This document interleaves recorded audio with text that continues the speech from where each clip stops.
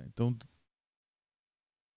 todos vocês, genericamente, quando consideraram a função f de xy igual a raiz quadrada de x ao quadrado mais y ao quadrado, todos vocês genericamente acertaram eh, em considerar a inequação x quadrado mais y quadrado maior ou igual que zero como sendo a condição para o domínio da função f. No entanto, quando vocês tentaram resolver essa inequação aqui, deu treta. Ficou uma coisa muito vaga. Assim, alguns não resolveram a inequação, deixaram lá como sendo essa a condição a ser satisfeita. E, e isso é uma coisa séria. Assim, no sentido. Esse é um tipo de dúvida que não pode ter. Que não se pode ter. Né? É... Não, não. A prova a nota que eu publiquei agora há pouco é exclusivamente da prova, tá? Da prova mesmo que vocês entregaram. Não é média. A média eu vou colocar no SIGA, tá? Todas essas notas que estão aqui no Classroom são notas parciais. A média eu vou colocar no SIGA, tá bom? Vamos lá. Então, como é que eu resolvo essa inequação aqui, né? É, isso. Não, veja, você não precisava, Elias, a ideia é que você, para construir o domínio, né? Você precisa apenas verificar como é uma raiz quadrada, identificar que x e y tem que satisfazer essa inequação. Então, é, a prova é até 10, isso, Vitor. Então, quando você vai agora olhar essa inequação aqui, olha, isso aqui é a soma de dois quadrados. A soma de dois quadrados. Então, tanto x ao quadrado é sempre maior ou igual que zero. Professor, Oi. o senhor tá transmitindo a tela? Porque aqui não tá aparecendo. Ah, desculpa, eu não estou transmitindo a tela. Ah, certo. Certo. Pronto, transmiti agora.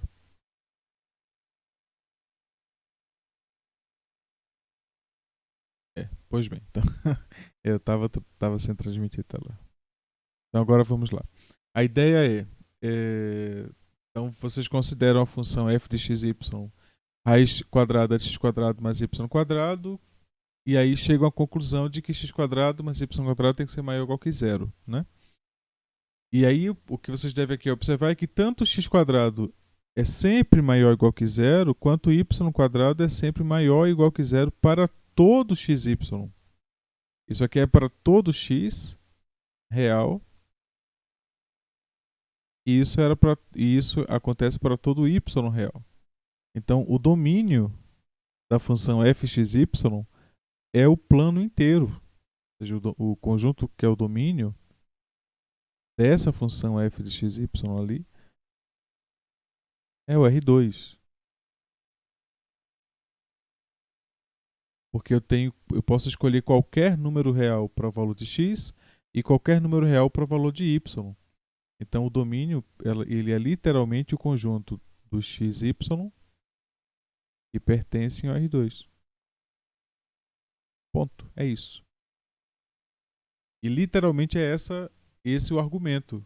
Vocês, é, a ideia é que eu estou somando dois números que só podem ser positivos, então a soma desses números só pode ser positiva. Por conclusão direta. Né? Então, se cada parte só pode ser positiva, então a soma deles também só pode ser positiva. Eu não tenho como somar dois quadrados e dar um número negativo. Tá? Porque eu estou somando números que são reais. Se eu estivesse considerando números complexos, aí sim, isso aqui teria implicações, eu teria como isso aqui ser negativo. Aí já é uma outra história. Se eu estivesse considerando números complexos. Mas como a solução é para números reais, então não tenho o que fazer. Tá? Não tem mais o que considerar. É exatamente isso. Genericamente,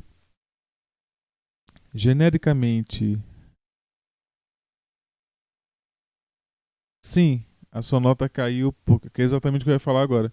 Genericamente, os argumentos eles não estão convincentes. É, boa noite, Júnior. Genericamente, os argumentos demonstram insegurança.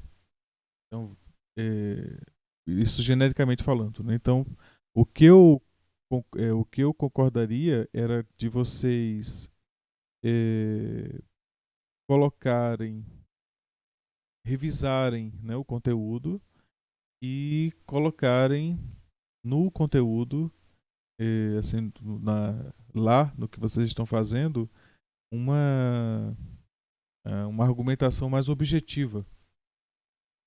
É, eu não sei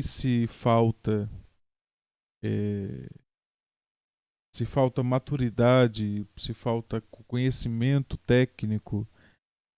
O que eu posso entender é que está faltando a argumentação. Tá? Vocês estão jogando informações, mas sem um roteiro, sem uma sequência coerente. Fica tudo muito confuso. Né? Então, genericamente falando, tá? Então, tem algumas provas que estão com argumentação boa e genericamente falando, não, as argumentações não estão boas. Mas bem. Júnior, você entrou depois. Eu coloquei a nota que está aí da atividade, assim como das outras atividades, eu coloquei a nota exclusivamente da atividade que vocês entregaram, tá? A nota que eu vou entregar para vocês vai ser via SIGA. Eu vou entregar a média. Quando eu tiver todas as notas, a tutora já me enviou a lista das atividades, das notas com as atividades. Então eu vou fazer depois a média e entregar pelo SIGA, tá bom?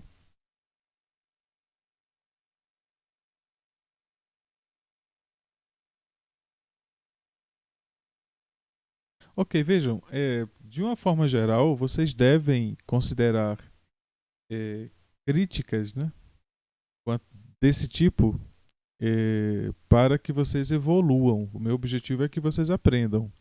Eu estou dizendo para vocês que ainda não está bom porque vocês podem melhorar.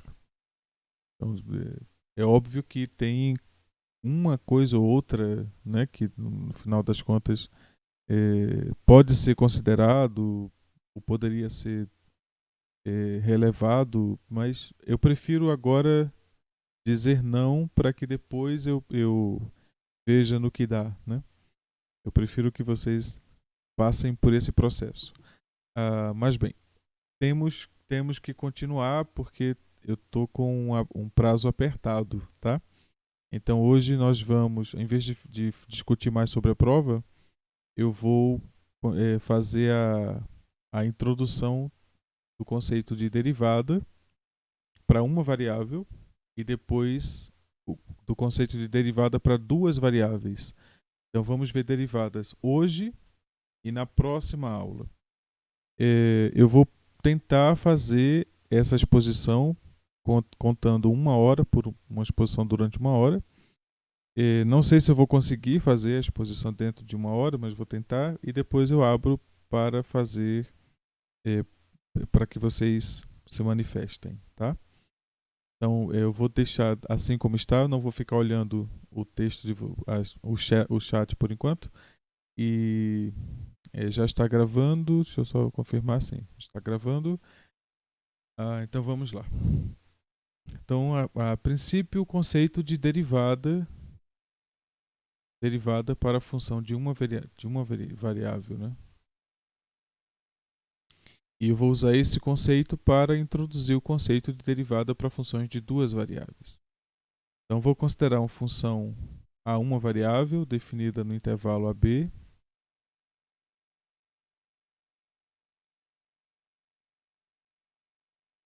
E vou querer definir a derivada para a função f para um ponto x que está no intervalo aberto AB.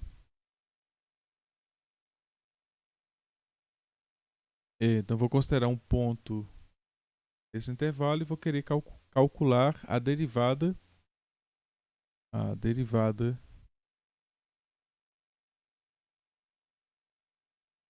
de f em x.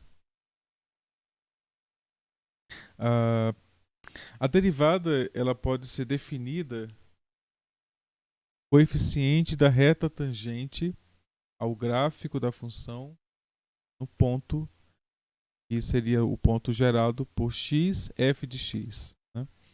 Então, graficamente, o que seria isso? Eu considero o gráfico da função e considero o ponto x, f de x. E o que eu quero é encontrar o coeficiente da reta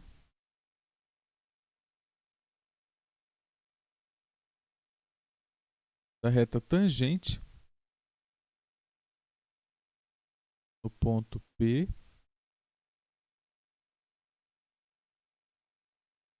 sabendo que o conjunto em azul é o gráfico de f, ou seja, são pontos da forma x, f de x,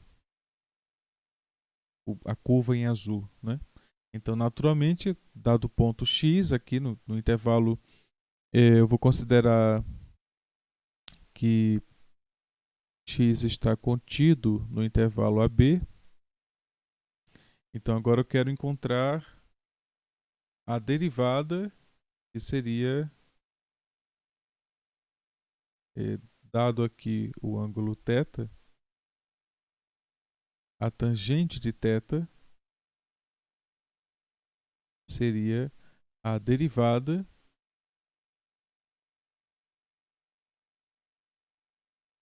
da função f. Eu vou colocar aqui x estrela, em x estrela, aplicado em x estrela.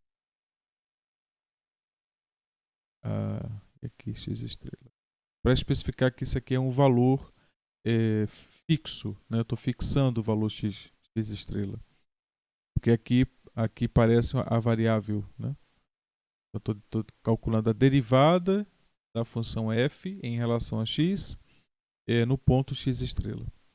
E essa derivada eu vou chamar a tangente do ângulo θ para especificamente a reta que passa tangente à curva C, no ponto P, que é dado por x estrela, f de x estrela. O cálculo dessa tangente, né? Ou seja, ele passa por um processo, a gente pode considerar aqui um outro ponto, que eu vou considerar como sendo um incremento x estrela mais h. Eu vou chamar esse ponto aqui o incremento de x estrela. E temos naturalmente aqui a imagem f de x estrela mais h. E o que podemos observar é que é possível definir uma reta secante a esses dois pontos. Essa reta secante, ela forma aqui ângulo alfa. E o que podemos observar é que se eu considerar esse incremento h tendendo a zero, eu estou considerando o valor de x estrela mais h tendendo a x estrela, portanto, eu estaria considerando o ponto Q tendendo ao ponto P. Isso faz com que alfa tenda a θ. Então, o que temos é a seguinte sequência. Se eu considerar o ponto x estrela mais h tendendo para x estrela, a função f é contínua. Devemos lembrar esse detalhe, a função f é contínua. Então significa que ela está definida para todos os pontos entre x estrela e x estrela mais h, para qualquer h suficientemente pequeno. Então considero o ponto P e o ponto Q gerado por essas imagens. Então o que acontece é que f de x estrela mais h vai tender para f de x estrela. Portanto, esse aqui é o ponto Q. E esse aqui é o ponto P. Então, o que temos é que o ponto Q está tendendo ao ponto P.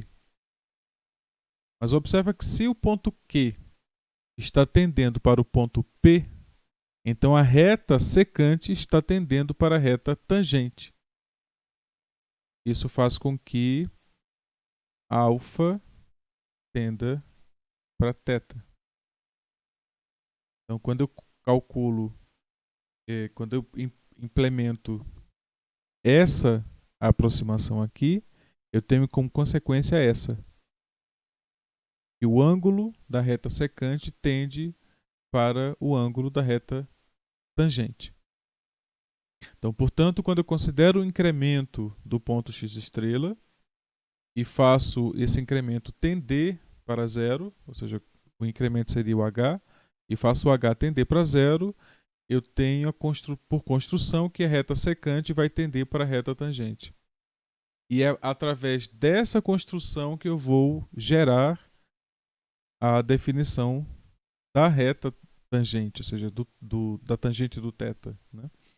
E para isso eu vou usar o ponto P e o ponto Q. Então, lembrando aqui desse gráfico, né? Eu vou reescrever aqui.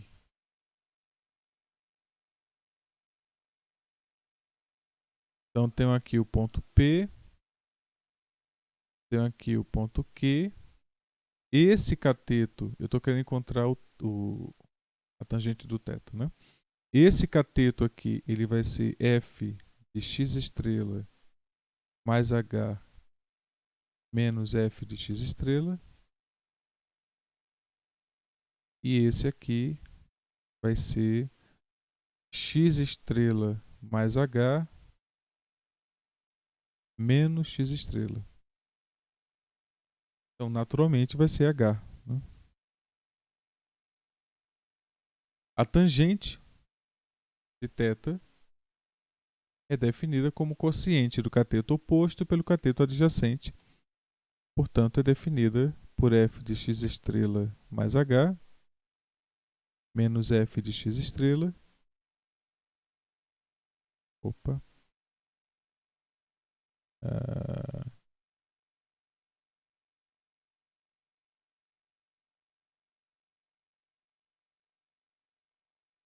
Quocientado por h. Ocorre que esse ângulo aqui, na verdade, eu deveria colocar alfa, né? Esse ângulo aqui seria alfa. Então, o que acontece é que quando você calcula o h indo para zero, esse ângulo aqui tende... Isso aqui tende para tangente de θ, enquanto que esse aqui tende para o limite desse quociente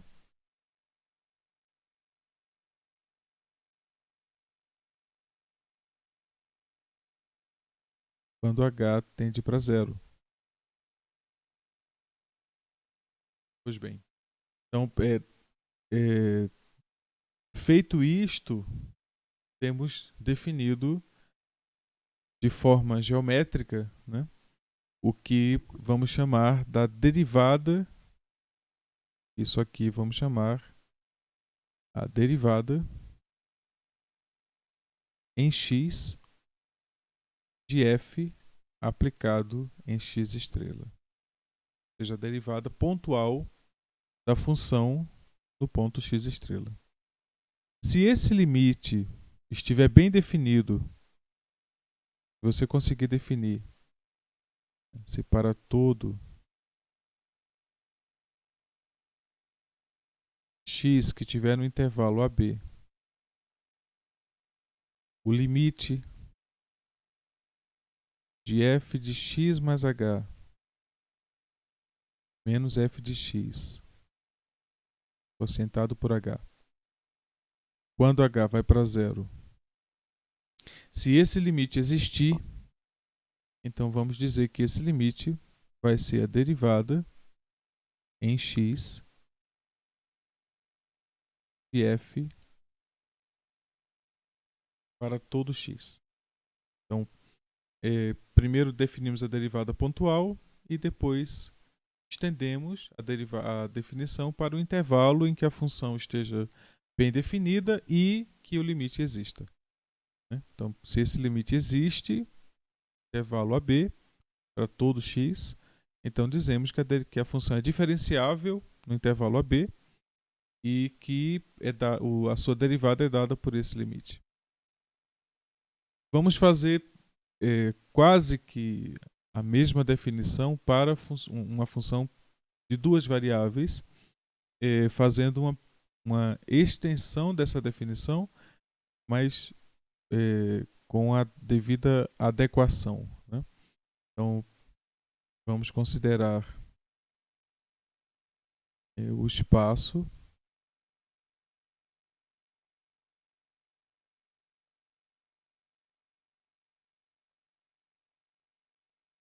Então, vou aqui considerar uma região retangular.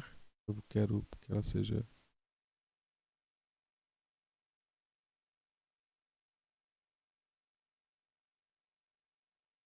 que eu vou chamar de domínio.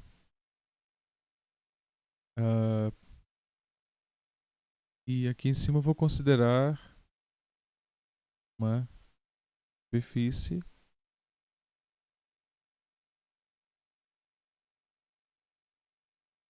que seria o gráfico da função, gráfico de f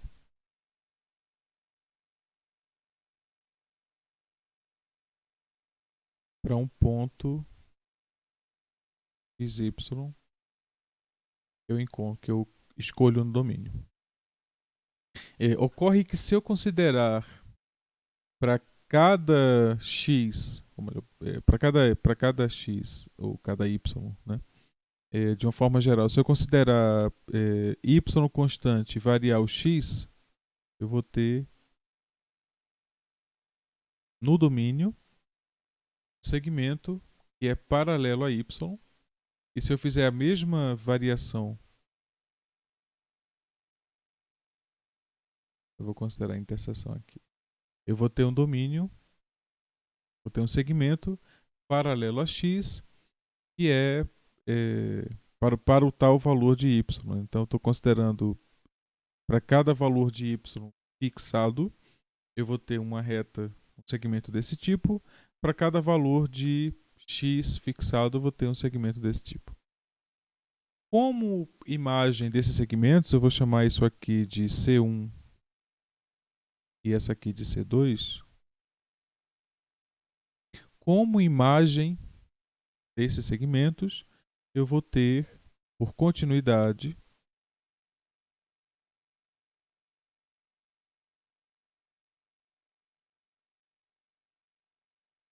algo desse tipo.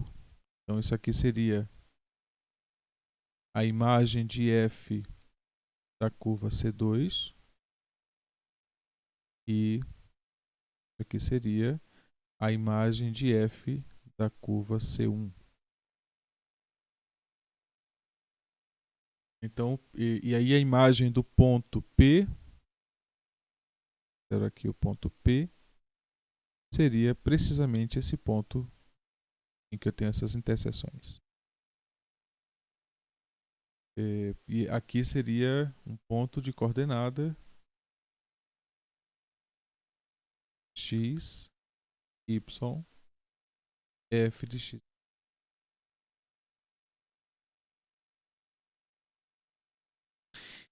O que queremos fazer é definir quando, ou seja, para quais são as circunstâncias, né, em que eu posso definir derivada para uma função de duas variáveis em um ponto dado, nesse caso no ponto P. Eu quero saber como é que eu defino derivada no ponto P. O que eu posso fazer, a princípio, é observar que restrito, quando eu olho especificamente para a curva C1 no domínio D, o que eu tenho como imagem de C1 é um gráfico que é equivalente ao gráfico de uma função de uma variável, ou seja, uma curva no espaço. O que eu posso deixar mais visível é o fato de que aqui eu posso considerar um plano que contenha esse segmento.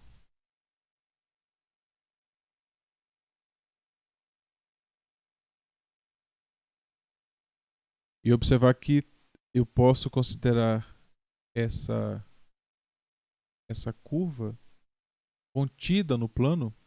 Então a imagem da, do segmento C1, da curva C1, seria a imagem de um intervalo por uma função contínua que daria o gráfico da função restrita ao plano π.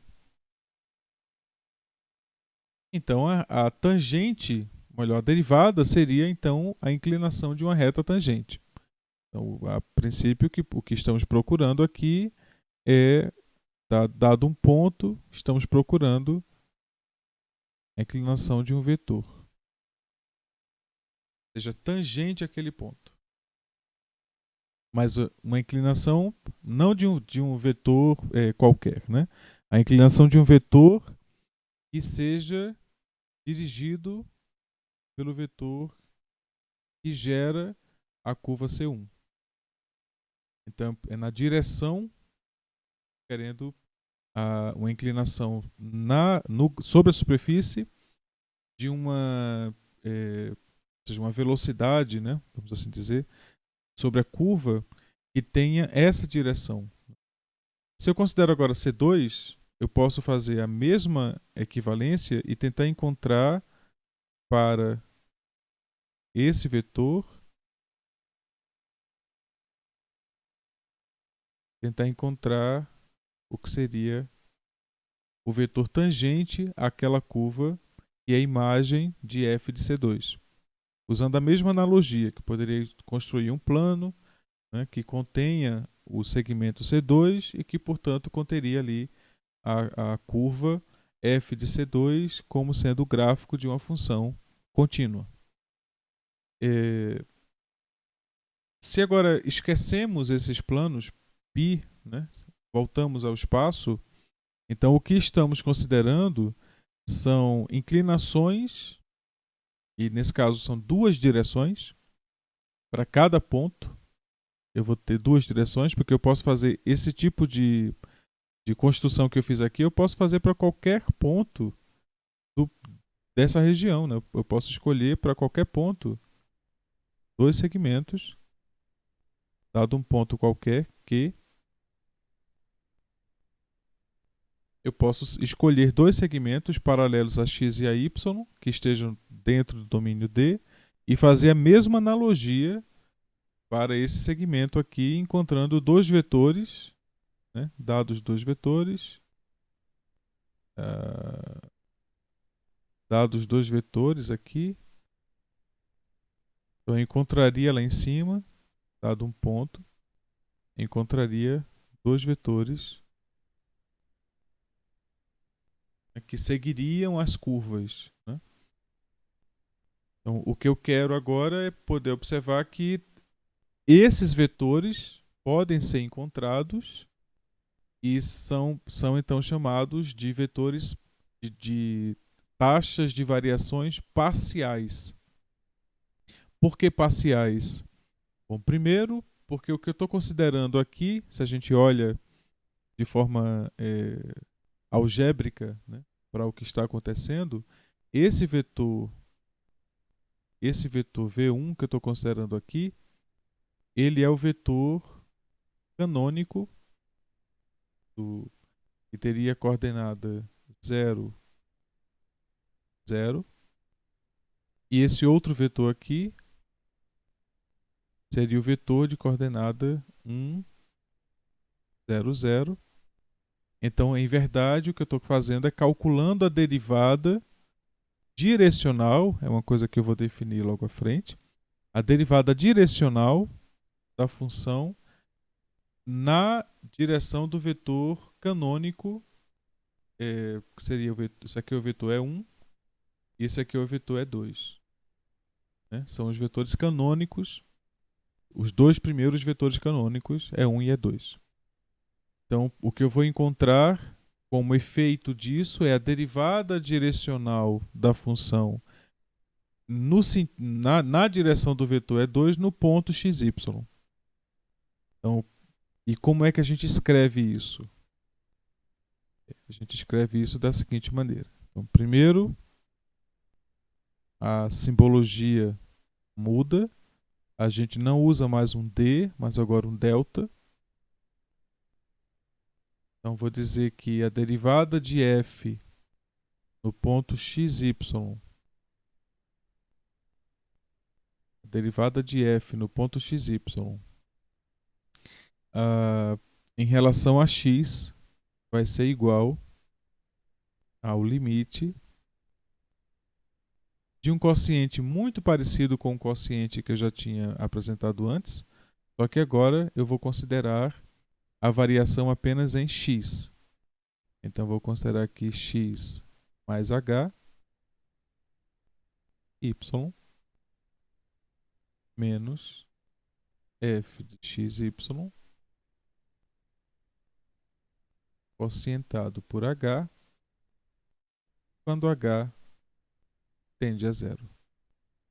Essa é uma simplificação da definição de derivada, observando o seguinte: isso aqui que está acontecendo, esse quociente aqui, ele está tá bem definido e definido de tal maneira que eu estou considerando o y como uma constante.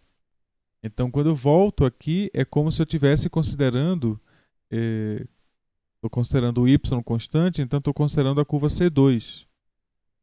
Né? Então, estou considerando um certo valor de y constante e estou considerando a curva C2 para que seria a variação de x.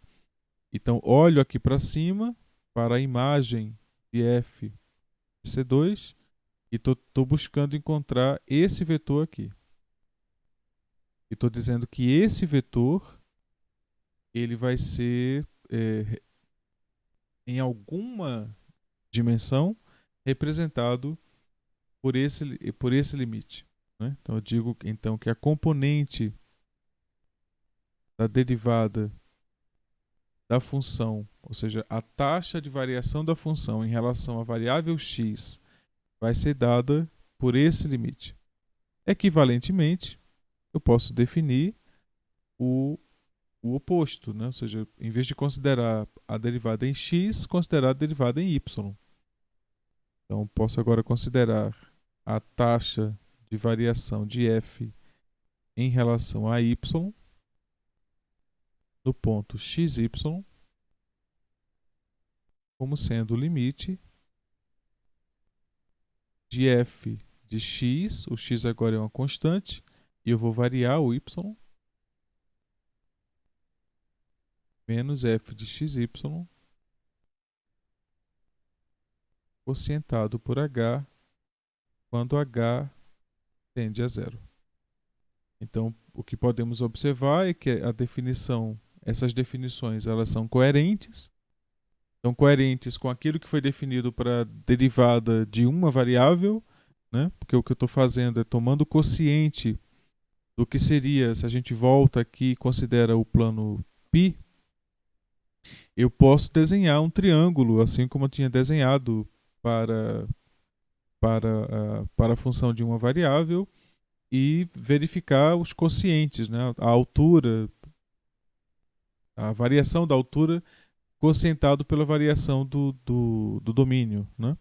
Então, recairia exatamente num limite como esse aqui. Tanto para a curva C1 quanto para a curva C2. Quando eu escolho a curva C1, eu encontro essa derivada. Quando eu escolho a curva C2, eu encontro essa derivada. Essas derivadas são chamadas então de derivadas parciais quando o limite existe, né? Quando os limites existem, dizemos que as funções, quando esse limite existe, eu digo que a função tem derivada parcial em x. Quando esse limite existe, eu digo que a função tem derivada parcial em y. Agora, observa que a derivada parcial em x ela é independente da derivada parcial em y. Assim como a função a duas variáveis ela escolhe arbitrariamente de forma independente os valores de x e de y, as derivadas elas podem estar definidas de forma independente, a derivada de x e a de y. Ou seja, poderia existir a derivada em relação a x e não existia a derivada em relação a y em um determinado ponto, né? Então isso de fato ocorre em algumas condições. Nós vamos ver que é possível definir a derivada para uma variável e não definir a derivada para outra variável, né? Em verdade, aqui a gente já pode identificar como é que esse tipo de coisa não aconteceria, né? Se você pega um ponto que está aqui na fronteira, por exemplo, então eu posso correr com esse ponto ao longo da fronteira, né, com uma curva que eu tenho duas direções para correr. Mas quando eu observo esse ponto nessa direção, eu só posso correr para um lado. Eu não tenho a derivada do outro lado. Então aqui eu não teria derivada parcial em y, nesse ponto aqui, né? Por outro lado, nesse ponto aqui eu não teria derivada parcial em x. Então, a ideia não, na verdade é o contrário, né? Nesse ponto aqui eu não teria em x e aqui eu não teria em y. Tá? É porque aqui o y está variando, né? E aqui o x está variando. Mas bem. Isso é um exemplo de que na fronteira a função não é diferenciável. Tá? Esse é o fato é de que eu vou poder definir a derivada em uma direção, mas eu não vou poder definir a derivada em outra direção, literalmente porque quando eu escolho aqui os vetores, ó, eu não tenho liberdade para escolher esse vetor. Eu tenho que poder escolher ele para qualquer lado, para dentro ou para fora, né? Mas, por exemplo, que aqui eu poderia escolher aquele vetor ali, né? E nesse ponto aqui eu não posso escolher esse vetor, por exemplo. Para esse vetor não está definido. Então aqui eu não tenho derivada parcial em x. E aqui eu não posso escolher esse vetor. Então aqui eu não tenho a derivada parcial em y. Então, como eu não tenho as derivadas parciais, eu não tenho uma delas, né? Eu não posso calcular a derivada da função que vai depender das duas derivadas parciais. Eu vou definir da seguinte maneira. Então, o que eu vou chamar do diferencial. O diferencial de f, ele aplicado, isso no ponto x, né? O diferencial vai ser compreendido como sendo a derivada parcial de f em relação a x. A derivada parcial é uma função de duas variáveis. Isso aqui é xy, desculpa. A derivada parcial é uma função de duas variáveis, então depende de x e de y. E aqui eu vou ter o diferencial de x, aqui é um produto, somado com a derivada parcial de f em y, que também é uma função de duas variáveis, multiplicado pelo diferencial em y. Isso ocorre para uma função de duas variáveis, né? Então, o que está ocorrendo aqui, a gente pode compreender como sendo um produto interno, né? Isso aqui a gente pode entender como sendo um produto interno de um vetor, eu posso chamar assim, gradiente de f ponto xy por um vetor epsilon ou eta.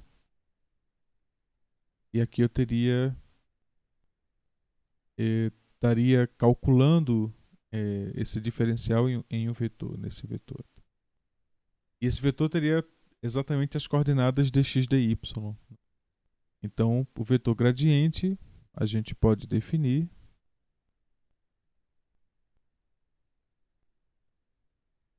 como sendo para duas variáveis. Eu vou ter um vetor do R2, em que a primeira coordenada é a derivada de f em x, que é uma função de duas variáveis, e a segunda coordenada é a derivada de f em y, que é uma função de duas variáveis. Eu compreendo que são muitas informações que eu estou passando em pouco tempo, né? Mas não se preocupem, eu vou mostrar exemplos para vermos como construir cada uma dessas partes, né? Então, eu acho que fica até mais interessante a gente já partir para os exemplos para vocês entenderem na prática como é que ocorre, né? Então, eu vou considerar uma função simples. Vou considerar que f de xy é igual a x quadrado mais y quadrado. E aí fica fácil observar o seguinte, né? Como é que a gente calcularia a derivada parcial dessa função em x? Por definição, essa derivada parcial em x, ela é definida como sendo o limite de f de x mais h, aqui, y, menos f de xy, quocientado por h, quando h tende a zero. Vou fazer essa derivada por definição e por simetria a gente vai ver como é que calcularia a derivada em x. E aí, lembrando que isso aqui é uma função de duas variáveis.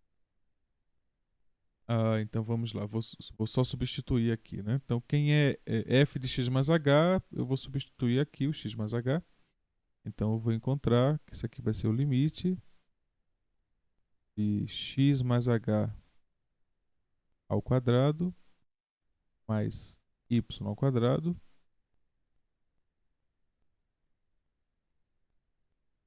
subtraído de x ao quadrado mais y ao quadrado, quocientado por h, quando h tende a zero.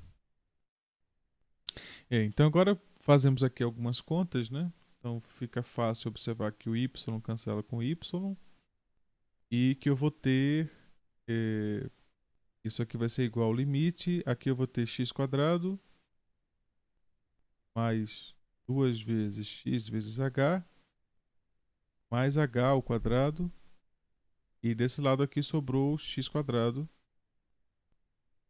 quocientado por h, quando h tende a zero. Os x cancelam e o h ele vai cancelar com 1 desse aqui e vai cancelar com esse h aqui. Isso aqui vai ficar exatamente igual a 2x. Quando h vai para zero, esse limite vai dar 2x. Portanto, a derivada parcial de f em x como função de duas variáveis, uma vez que f de x seja x quadrado mais y quadrado, isso é igual a 2x. Por simetria, o que eu fiz para x eu poderia fazer para y, então a gente sabe que a derivada parcial de f em y no ponto xy é igual a 2y. Então, portanto, o vetor gradiente, que é o vetor que define o diferencial, o diferencial de f no ponto xy é dado por 2x, que multiplica dx, mais 2y, que multiplica dy. Portanto, o vetor gradiente de f no ponto xy é dado pelo vetor de coordenadas 2x, 2y. Então veja que temos muitas informações, né? Dada a função f de xy, podemos primeiro observar o seguinte: essa função ela é um paraboloide. O gráfico dela gera um paraboloide. Ela é uma função que está definida para todo x e y, não existe nenhuma indeterminação. Ela é uma função contínua para todo x e y, porque ela é a expressão de um polinômio, né? E aí podemos dizer isso, como quando definir continuidade, essa foi uma das condições que eu indiquei, né? E as funções que têm como expressão polinômio são contínuas. Tá? Então, essa função é uma função contínua. E agora eu acabo de mostrar que, além disso, ela é diferenciável. Diferenciável em todo ponto xy. Por quê? Porque existem as derivadas parciais. Eu posso calcular as derivadas parciais para qualquer valor de xy. Não existe nenhuma indeterminação para os valores de x e y na expressão das derivadas parciais. Então, portanto, eu posso dizer que o diferencial está definido para todo x e y. E mais que isso, eu posso dizer que eu tenho como definir um vetor tangente, vetores tangentes, né? Ou tenho como definir um plano tangente, em verdade. A superfície da função que seria gerado por esse vetor.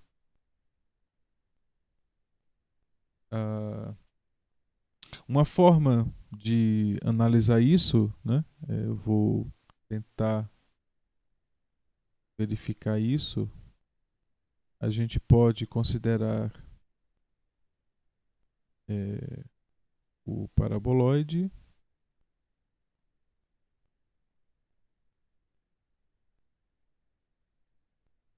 e verificar que se eu pegar um ponto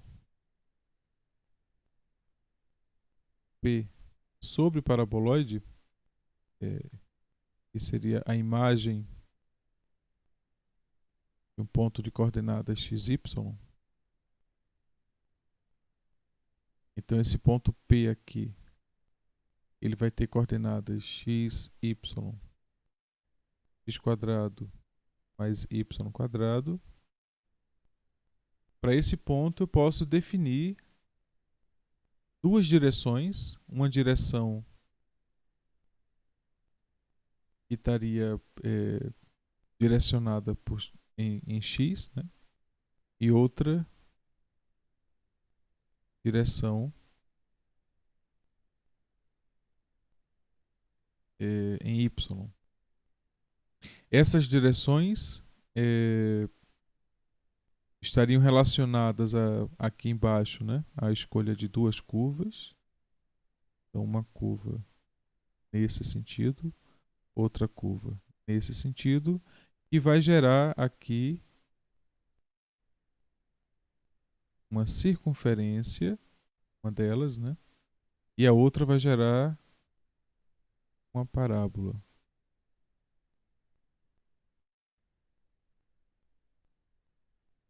Então, esse ponto aqui é um ponto de interseção de uma circunferência com uma parábola. E tem, portanto, como, na verdade, para lá, né? Tem, portanto, esses vetores como os vetores. Tem esses vetores como vetores tangentes, né? Sobre o gráfico. E aí observa que se eu usar esses vetores tangentes, eu consigo gerar um plano.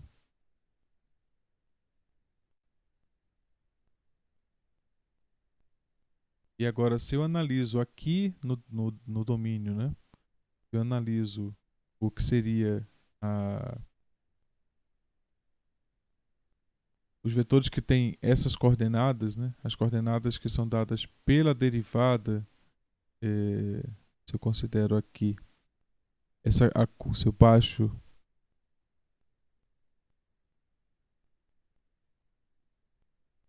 então teria aqui a curva de nível que é dada por essa circunferência aqui. O vetor tangente, ele vai ser um vetor que tem para esse ponto aqui, para cada ponto aqui, o vetor gradiente, né? Ele vai apontar para fora. Então vai ser um vetor que aqui no plano vai ser a soma dessas duas componentes, né?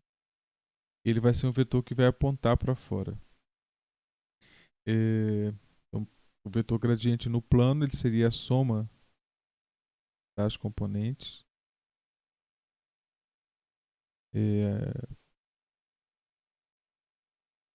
Então, que seriam a derivada de f em x, derivada de f em y,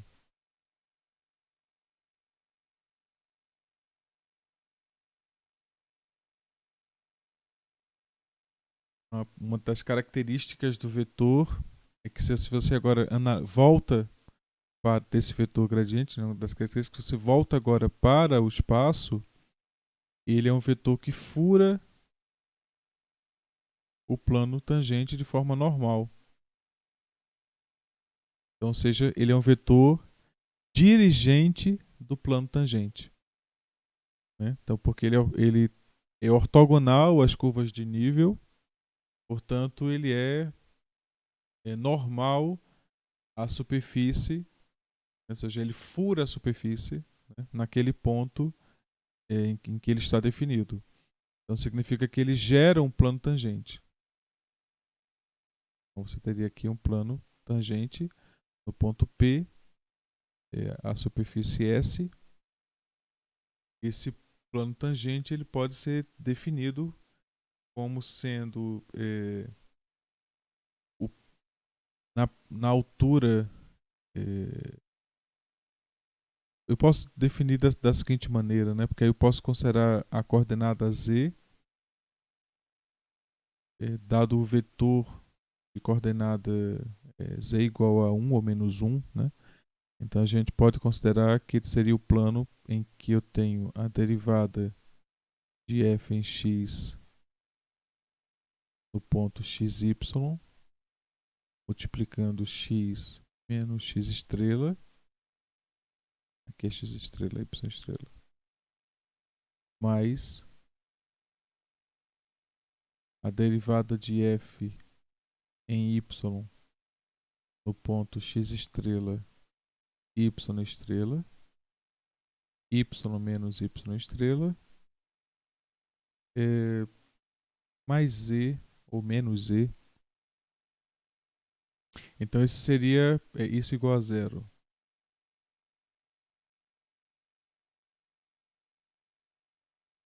Esse seria o plano tangente. E aí z menos, posso considerar aqui que isso aqui é um z-til, que seria z menos o f de x estrela, y estrela, né? Então isso aqui é definido por essa equação. Então essa equação nos diz que as direções tangentes, as direções seccionais tangentes, né? Elas geram uma entidade bidimensional que tangencia a superfície no ponto x estrela, y estrela, f de x estrela, y estrela, né? Então, se você considera que aqui é x estrela, y estrela, então teria exatamente escolhendo o tal ponto P em que o plano tangente gerado por essas inclinações vai tangenciar a superfície. Essa seria a versão bidimensional da reta tangente. Né? A reta tangente teria só uma dessas componentes aqui, né? Porque a gente teria derivada ou em x ou em y. Mas como aqui eu tenho a derivada nas duas direções, então eu tenho a soma das componentes. Né? Então, e é uma entidade bidimensional porque esses valores aqui eles são independentes. Né? Eles existem independentemente. Por isso, uma entidade bidimensional. Né? Até porque é o que define o que eu chamei aqui de vetor gradiente.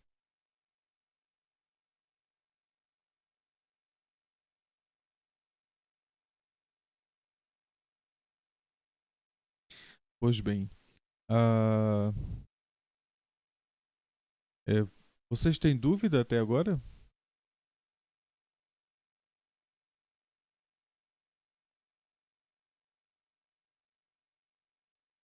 Mais exemplos?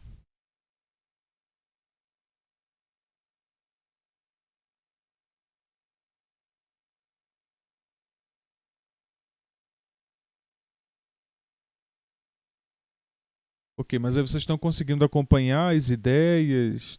Tá ficando. Ok, tá bom. Então, vou fazer mais exemplos, então. Então, vou considerar uma função que a gente não consegue ver a princípio, tá? Então, vou considerar uma função que vocês já foram apresentados a ela. A exponencial de x² mais y². Então, vou fazer uma rápida análise dessa função. Então, o que a gente pode observar é o seguinte: primeiro, o domínio dessa função, né? Essa função, o que você deve considerar para o cálculo do domínio é exclusivamente verificar se existe alguma indeterminação quando você gera o número f de xy. Né? Porque isso aqui literalmente é um gerador de número. Né? Então eu entro com o número xy e eu gero o número f de xy. Esse gerador de número é dado por essa expressão aqui. Então, quando eu considero o número x, e aí vou pegar x e vou fazer x². Depois eu pego o número y e faço y². Agora eu vou pegar x² e y² e vou somar. Eu vou pegar x² mais y². Agora o que eu vou fazer é considerar a exponencial desse número. A única condição que eu preciso sobre a exponencial é que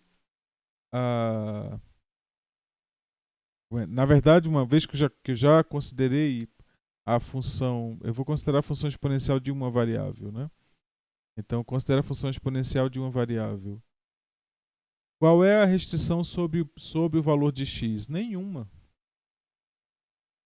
Nenhuma condição sobre o valor de x. Isso aqui está definido para todo número real. A exponencial está definida para todo número real. Né? O gráfico da exponencial, para a gente comprovar isso, o gráfico da exponencial é uma coisa desse tipo. E aqui vai dar exatamente 1. Né? Então é uma função que quando o limite da exponencial de x, quando x vai para mais infinito, é igual a mais infinito. E, por outro lado, o limite da exponencial de x, quando x vai para menos infinito, é zero por valores positivos. Então, ou seja, a função ela assintota, e aí eu vou colocar aqui em amarelo, a assíntota, que é a reta y igual a zero. A reta y igual a zero é uma assíntota para o gráfico da exponencial. Para a função exponencial, ela quando x tende a menos infinito, ela tende para zero por valores positivos e ela não tem assíntota vertical, né? E o comportamento dela é explosivo quando x vai para mais infinito, ela explode para mais infinito, né? Ela cresce rapidamente, por isso a gente tem o hábito de dizer um crescimento exponencial quando é um crescimento muito rápido, né? E aí, uma coisa que ocorre aqui agora é que quando eu vou calcular a exponencial desse número, x² mais y², não me interessa que número é esse. Bom, eu sei que esse é um número positivo, no mínimo é zero, mas não me interessa para o cálculo da exponencial que número é esse, porque a exponencial está definida para qualquer valor real. Tá? Então, estou fazendo essa observação para que vocês observem a análise que foi feita na prova. Algumas análises estão erradas. Tá? Pois bem, então esse aqui seria o cálculo do domínio, né, da função. Então vamos agora para o cálculo das derivadas parciais. Então para calcular a derivada parcial de f em x, eu vou usar o seguinte. Isso aqui seria dado pelo limite de f de x mais h, menos e aquela coisa toda. Mas eu vou agora inserir o seguinte fato. Como eu estou considerando que o y é constante, então é como se eu tivesse com uma variável, a variável x, e a variável y constante. Então, o que eu tenho aqui, na verdade, vai ser a exponencial de x² mais uma constante.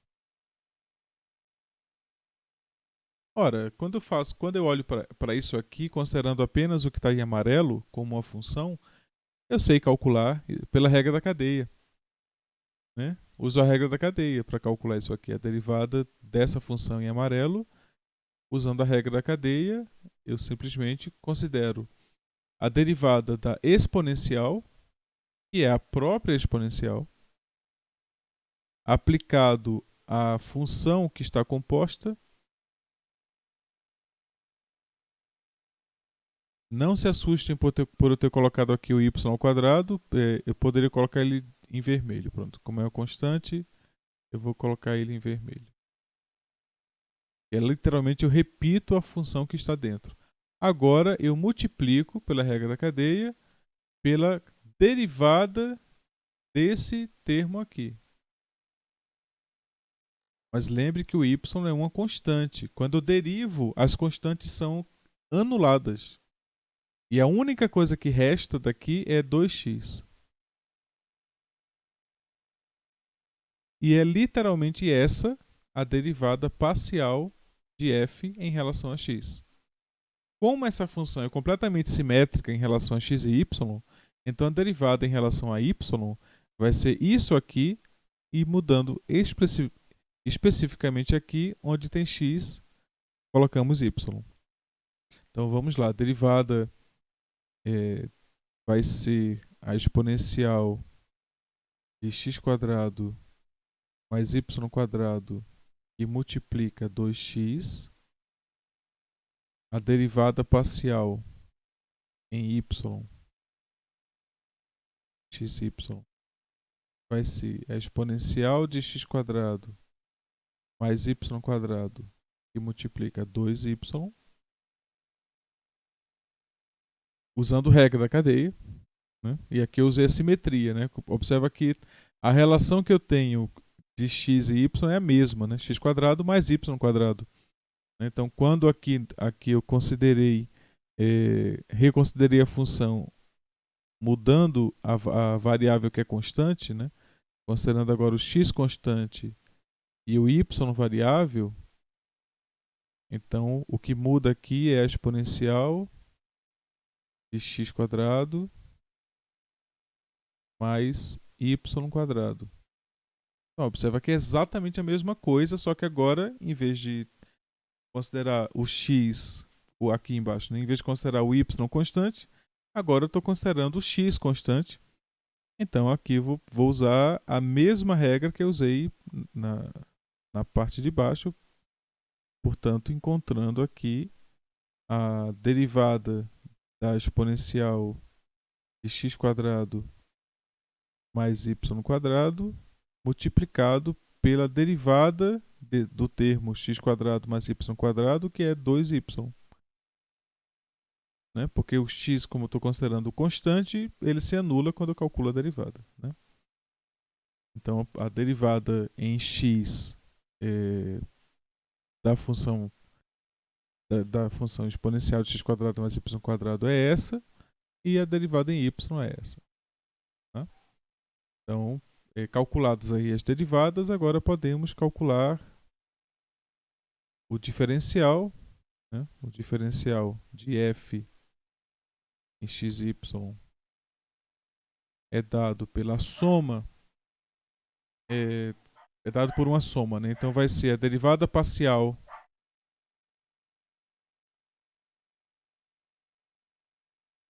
que é isso aqui, multiplicado pelo diferencial em x, mais a derivada parcial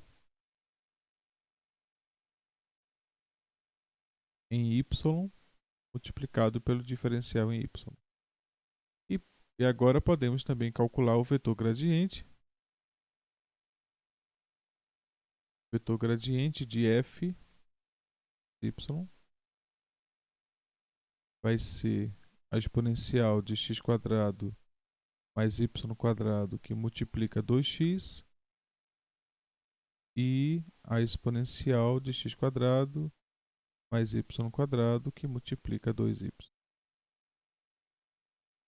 Então observa que o que no final das contas acaba ocorrendo é que estamos definindo coisas novas, mas a derivada em si, a técnica de derivação, ela vai, a não ser a regra da cadeia que vamos definir para funções de duas variáveis, o que estamos fazendo no cálculo das derivadas parciais é usar as regras que já sabemos para funções de uma variável.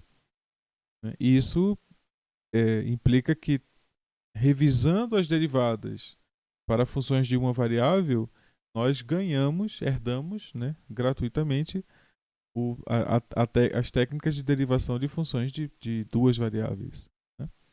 E a única coisa que se faz é isso aqui que foi apresentado aqui, que é você considerar, no primeiro momento, a x ou y, né, uma das duas variáveis constante, e verificar na expressão como é que ficaria o cálculo daquela função, considerando que uma das variáveis é constante.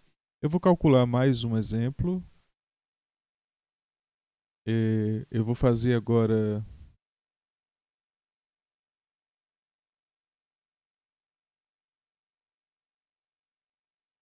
um exemplo que usa a regra da cadeia de forma mais explícita. Então, eu vou pegar a raiz quadrada de x² mais y². A derivada parcial em x literalmente é considerar. Lembre, eu considero y constante. Então isso aqui é como se fosse x² mais um a. Literalmente, como se fosse x² mais um número. Você não considera a variável y. Considera só a variável x. E onde tiver y, você considera que é uma constante. Tá? Então vamos lá. Isso aqui é uma composição de duas funções. A função que é a função raiz quadrada e a função que é x² mais uma constante. Então eu faço primeiro a derivada da raiz quadrada, que vai dar 1 sobre 2 vezes a raiz quadrada da função x² mais uma constante, e é y², que multiplica agora a derivada de x² mais uma constante, que é 2x. Então essa é a derivada parcial em relação a x. Agora vamos ver a derivada parcial em relação a y.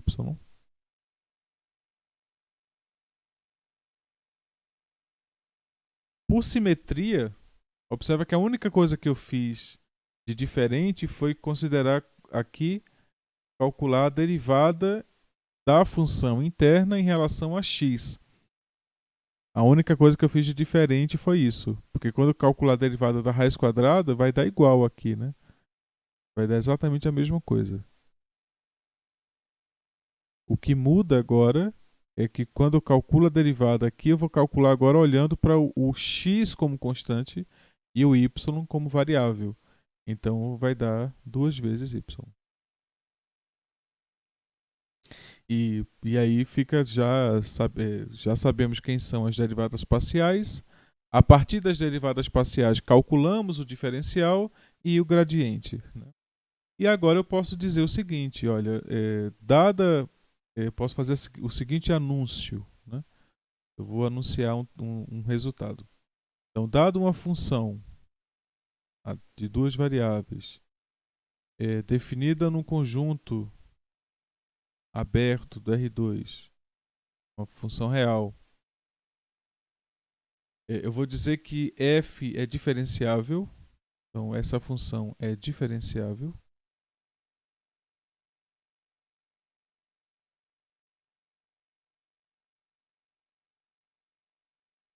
Se e somente se é uma condição sine qua non. Então, se e somente se as derivadas parciais, ambas as derivadas parciais existirem, a derivada parcial em y e em x existirem e forem contínuas.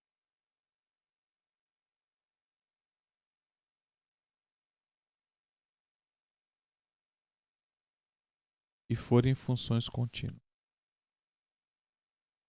Exatamente no domínio D, né? Onde eu digo que a função é diferenciável. Então, eu vou dizer que a função f é diferenciável em D, no conjunto D, se e somente se as derivadas parciais existirem para todo x e y em D e se elas forem contínuas em D. Então, continuidade é uma coisa que vocês já foram apresentados, né? Inclusive, ressalto que vocês devem fazer uma revisão do conceito de continuidade para funções de duas variáveis. Vocês fazem algumas alegações que não são precisamente certas, que não estão adequadamente postas. Fazer uma revisão sobre o conceito de continuidade. E aqui eu estou com duas funções, só ressaltando, né? Quando eu considerei aqui, a função f de xy como a raiz quadrada de x quadrado mais y quadrado, observa que isso aqui é um gerador de número que tem duas entradas e uma saída, né? Então isso aqui é uma função que pega xy e transforma em x quadrado mais y quadrado. Aqui são dois números reais e aqui é um número real, tá? Então, quando eu pego f, ele pega um conjunto que está em R2, pega um ponto que está em R2 e leva em R. Em R, não em R2, em R, tá? Então, dado xy, eu vou gerar um z e esse z está em R, é um número real. Por isso que a gente gera a tripla XYZ. Tá?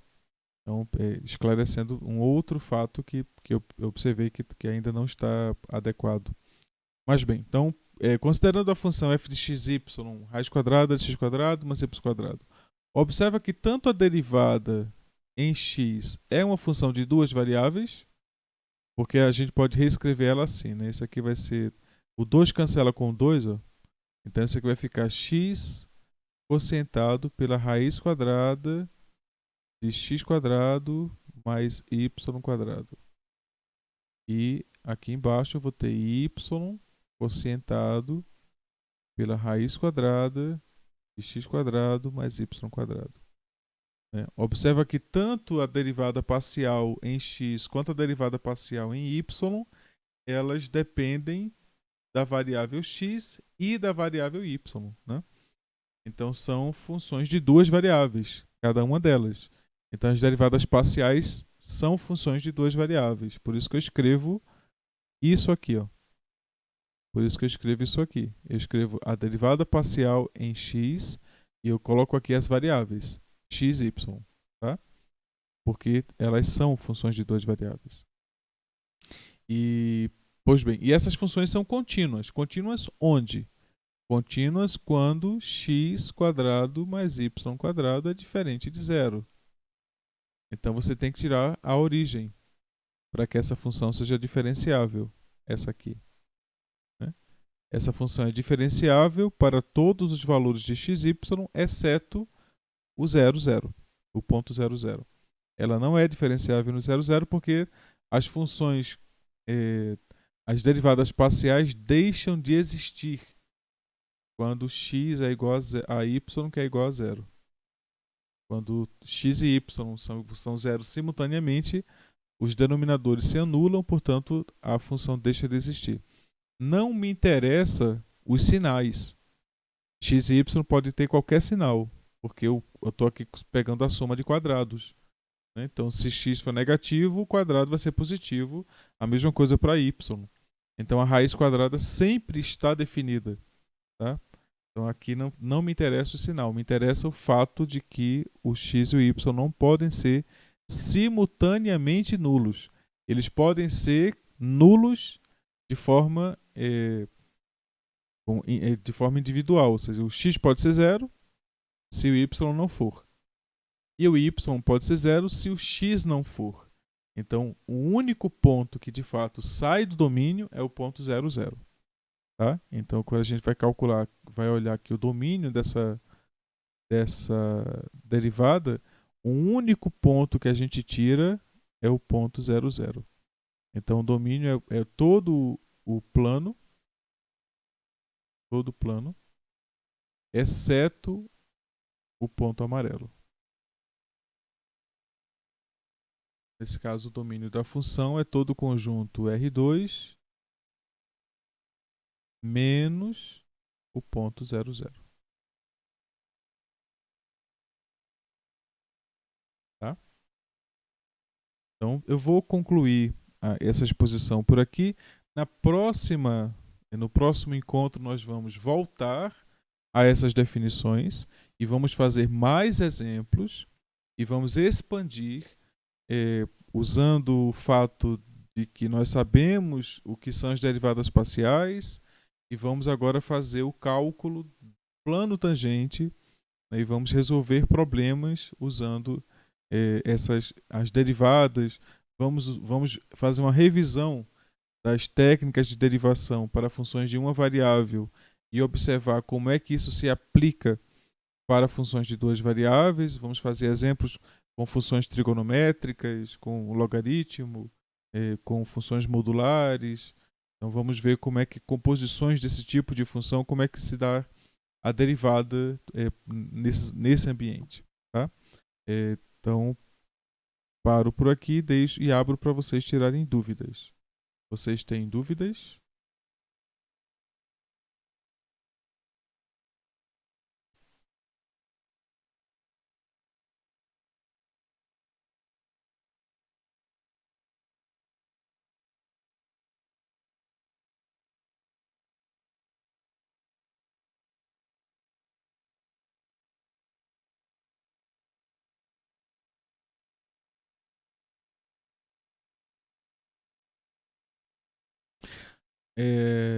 Ô Elias, sobre a questão da função que não tem derivada em uma, basta você considerar a restrição do domínio e na fronteira, pega por exemplo, uma circunferência. Né? Então, na fronteira da circunferência, melhor, pega o disco, né? Na fronteira a função não vai ter derivada.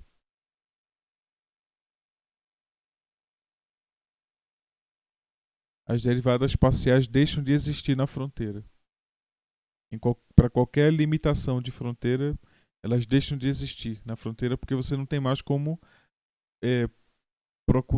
procurar a direção que aponta para fora da circunferência. Você só pode ficar sobre a circunferência, não pode mais sair dali. Quando isso acontece, quando existe um impedimento de liberdade, de escolha, de direção, então significa que deixou de ser diferenciável.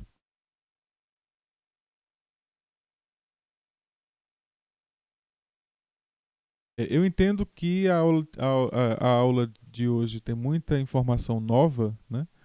Então vou considerar que vocês usem o tempo até o próximo encontro para fazer uma revisão desses conteúdos. Vocês, olha, eu vou precisar que vocês façam uma revisão de derivada, tá? Porque vamos ter apenas essa aula de hoje e a próxima aula para fazer essa análise do cálculo da derivada, né? Depois disso a gente vai começar a usar as informações para fazer otimização. É o que nós vamos fazer a partir da terceira semana de abril. Vamos passar para as técnicas de otimização e aí paramos, fazemos a prova, né? Essa segunda prova com derivadas e depois voltamos em maio com integração, com as integrais, tá bom? Então peço que vocês de hoje para a próxima semana estudem as derivadas de uma variável, as técnicas de derivação, revisem as técnicas de derivação que a gente vai, na próxima semana, fechar com isso, né? Vou tentar fazer uma aula prática, assim, na próxima semana, só prática, né? Ou seja, só fazer cálculo de derivadas e tentar usar o máximo possível as regras de derivação. Isso, a segunda VA vai ser na última semana de abril, isso mesmo. A gente vai ter, deixa eu só olhar aqui, vamos ter dia 13, dia 20 vai ser dia 27, tá? A segunda VA vai ser no dia 27. E vai ser, estou dividindo em temas, né? Então a segunda prova vai ser no sobre derivadas, né? Então na próxima semana a gente vê as técnicas, na semana seguinte é, isso, exatamente isso, dia 27 ou dia 4. Aí na semana seguinte a gente vai ver otimização e aí vem a prova, né? Tá bom?